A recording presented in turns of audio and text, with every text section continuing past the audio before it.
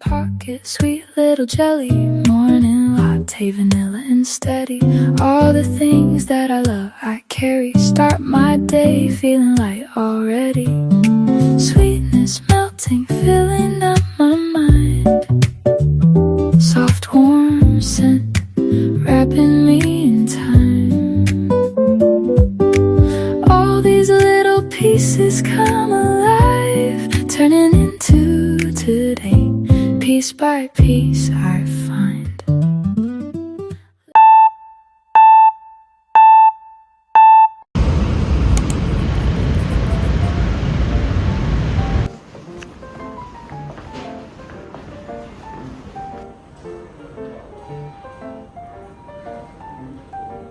Hi everyone! So, nandito ako ngayon sa St. Luke's BGC para sa aking annual executive check-up. So, ngayon, itutour ko kayo dito sa room ko. So, pag entrance mo, ayan yung CR. May shower, toilet, and mga basic necessities. May toothbrush, may towel, tissues, and then may soap din yata dito. Nakatawa kanina, ayan. So, ayan. May towel na din. And then, dito paglabas mo, merong coffee maker, dalawang coffee pad, and then, menu nila kung ayaw mo kumain dun sa buffet nila. Ayan. Kung gusto mong parang dadalhan ka na lang ng pagkain dito, pwede din naman. Then, may TV, bed, tapos dito merong security deposit box. Then, sleepers, robe. As in, parang hotel lang talaga siya. Alam ko yung nurse na naka-assign sa'yo yung mag-fill out niyan. So, yan.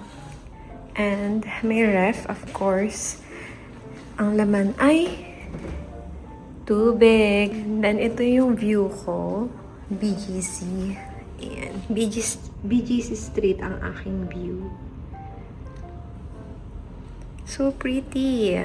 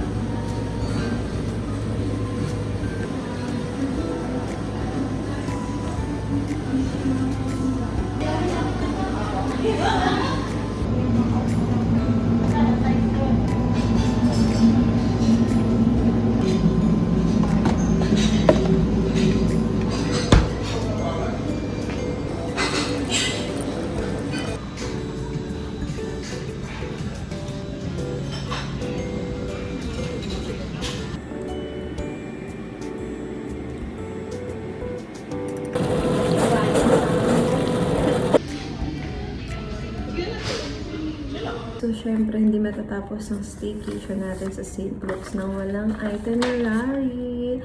So, binigyan nila ako ng itinerary for 2 days. Pero hindi ito yung gusto kong itinerary na island hopping, ganyan-ganyan. So, hindi. So, yung itinerary ko for day 1, ayan, not sure kung nakikita ninyo. So, urinalysis, chest x-ray, treadmill stress test, ano pa ba? Bladder ultrasound, breast ultrasound. So, yun. Mga natapos ko na siya. Actually, ayan. In 2 hours natapos ko kagad lahat kasi super galing. Hands-on talaga yung mga attending nurses nila. And then, yung mga natira na lang sa akin for day 2 or bukas is yung more on blood works or blood extraction. So, hindi ako na-excite para bukas. Excited lang ako sa breakfast buffet nila bukas kasi feeling ko corned beef yun. Or sana corned beef yun. Kada na ako for today. Wala na akong kailangang gawin na exam. Super aga pa. Parang natapos ako ng 4 p.m. Ganyan. So, dumating ako dito exactly 12:30 kasi ang check-in ko talaga. Nagtagal lang ako ng 30 minutes kasi hindi ko pinilapan sa bahay yung patient information form. So, huwag niyong gagawin yun if ever na mag-ECU kayo. I-fill out niyo na lahat ng mga need i-fill out sa bahay para hindi na kayo mag-fill out dito kasi pampatagal pa siya ng oras.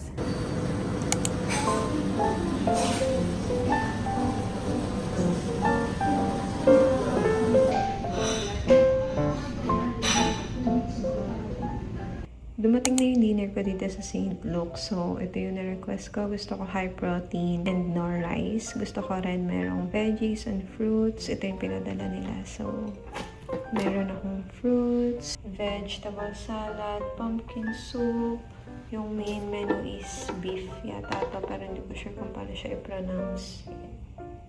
So, yun yung pagkain na rin. Actually, pinag-uwi ko na siya ng pagkain galing sa buffet. So, yun yung kinuha ko sa buffet. Ayan. Mapaparami yung kain niya. Pagod na pagod ah. May kasama na ako.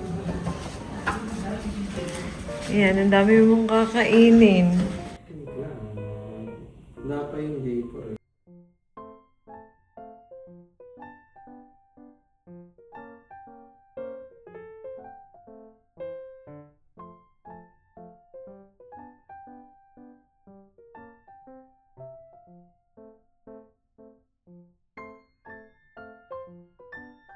Ito na yung last meal ko for tonight.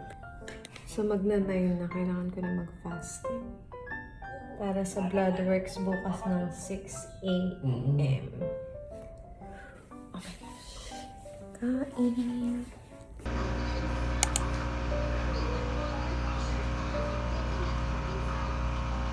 Para talaga yun siyang nasa hotel.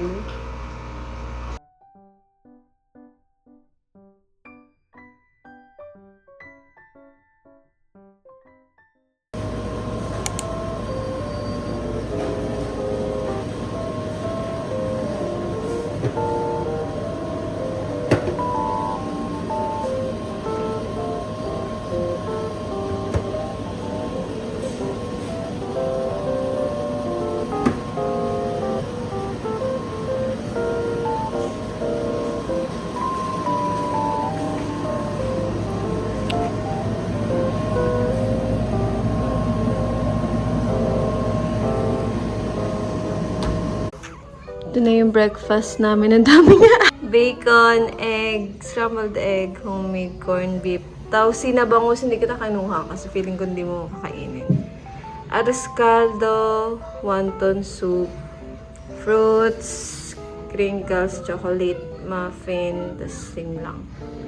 Sarap! Let's eat!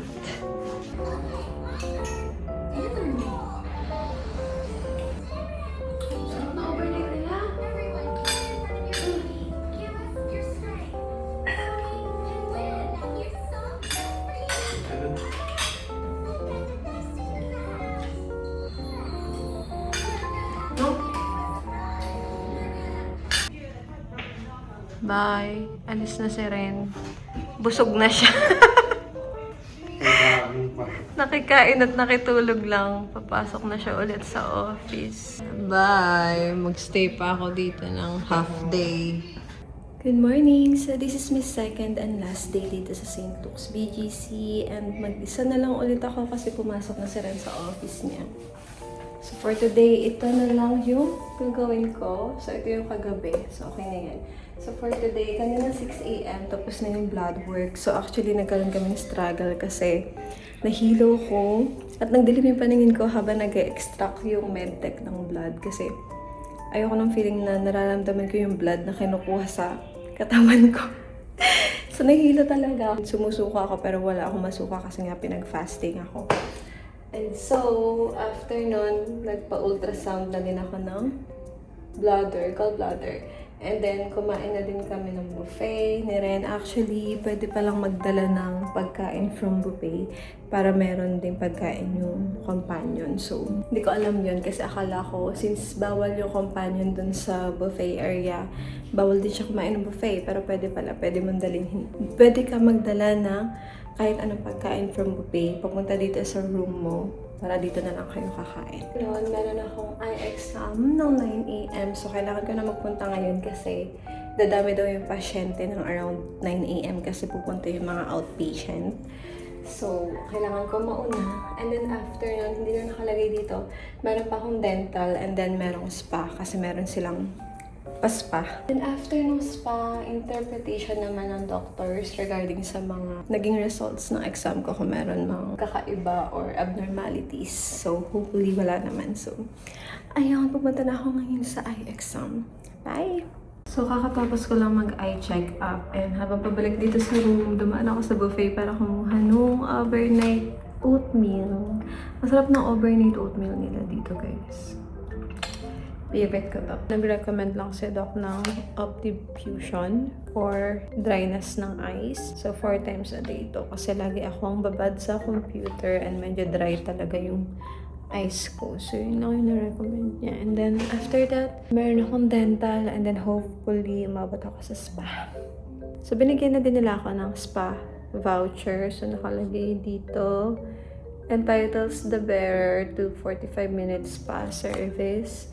So, meron sila mga services such as facial massage, foot massage, hair treatment, and merong full body massage. Ang pinili ko is yung facial massage kasi kakatapos lang namin ng nanay ko na magpa full body massage. Pero parang okay din yung hair treatment.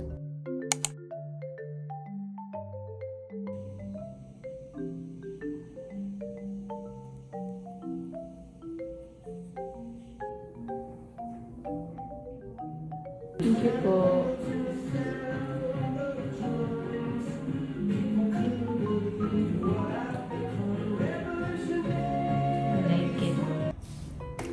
Hello, so balik na naman ako dito sa kwarto ko kasi tapos na ako magpa-spa.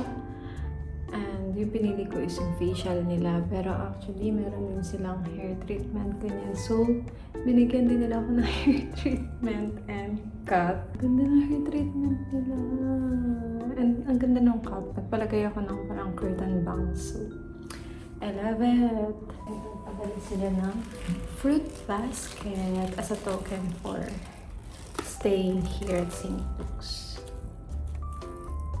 So, it's currently 1:30 p.m. and nagwe-wait na lang ako dun sa magbabasa sa akin ng results ng mga exam na ginawa sa akin. And then, I think I'm good to go after that.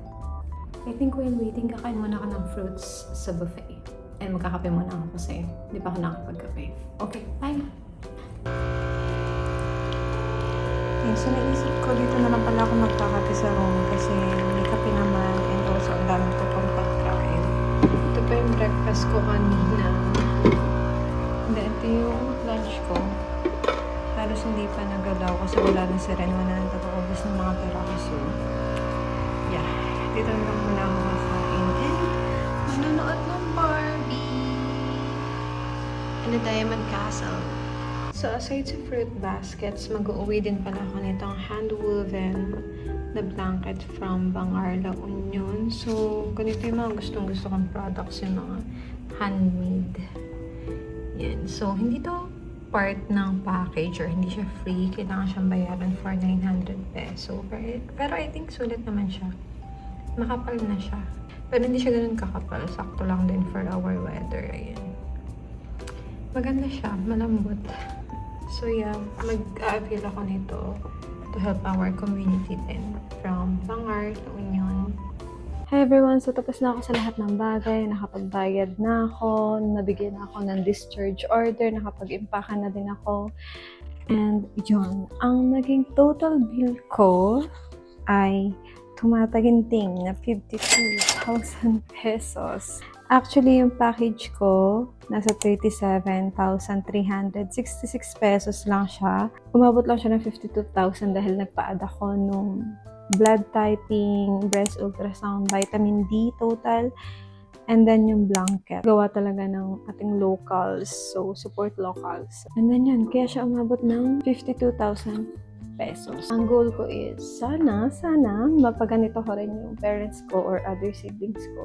Kasi super helpful talaga nito para makita natin yung overall well-being natin na kung healthy pa ba tayo or kung ano yung need natin i-adjust, diba, sa lifestyle natin. And I hope makatulong tong video na to sa mga gustong mapa-ECU dito sa St. Luke. Super ganda ng experience ko, especially sa mga nurses nila. As in, very attentive lahat and very jolly. Hindi sila bigat kausap. Madali silang lapitan if ever may concern ka or may tanong ka ganyan.